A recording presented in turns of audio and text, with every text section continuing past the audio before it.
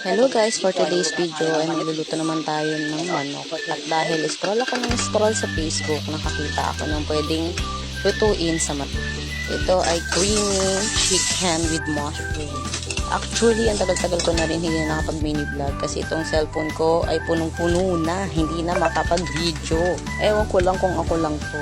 Hirap na hirap ako magbura ng mga pictures at video ng mga anak ko. Kaya tuloy, punong-puno ng aking CP phone. Na nga po, at nilagay na ang manok pagkatapos ma-saute, magisa. Nung malagay ng manok ay naglagay ako ng chicken cubes, then paminta, magic sarap, pampalasa, nasasayo na kung gaano kadami. Then naglagay din ako dito ng konting toyo.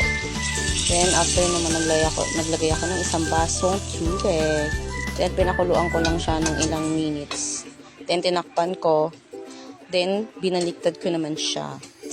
Tapos, pagkatapos siya makulo, ayan siya, lalagyan ko naman siya ng Alaska crema dahil dito lang ang meron sa amin. Pero nakalagay dun sa nabasa ko ay Nestle cream. Pareho lang naman siya, di ba? Yan, nilagay ko na po ang isang buong, Alaska crema. Then, tinakpan ko lang ulit, tapos pinakuluan ng ilang minutes.